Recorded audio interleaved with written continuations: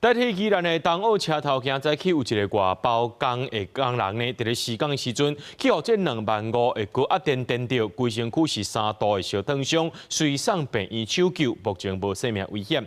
代替表示讲，这个工人是拿这长形的金属工具去挖着电车线。代替除了厘清这个事故原因以外，也要了解这包商敢有过失，会依照规定来通报劳工单位。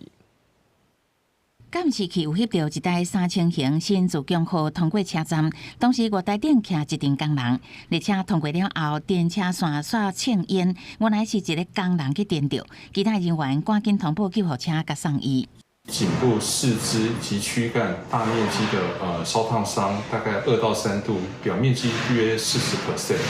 那目前博爱医院急诊已经初步的紧急治疗。性感的工人伤势严重，不过也知影人初步治疗了后已经转院。代志发生伫初5早起10点外。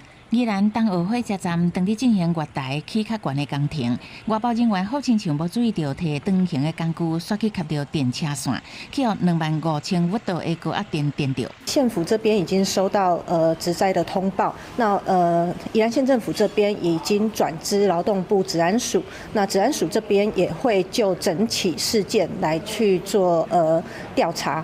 代替是讲，为了因应新款列车的关度，真侪车站当日进行月台起悬工程，是有无阶段改造工程的部分。东澳车站是已经进入收尾阶段，第一时间除了停工，嘛会确认厂商是不是有疏失。然后他就拿一个那个刷毛的工具，类似扫把那种东西啦，哈。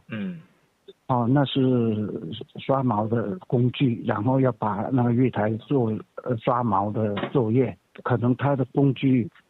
太长了，造成跟电车线的感电。代电是讲，目前基础工程的工程部分拢是用外包的，代替是负责铁轨路甲列车的安全维护部分。除了会依照合约要求厂商检讨，若是确认是人员还是时间疏失，也有可能要求赔偿。公司新闻采访报道。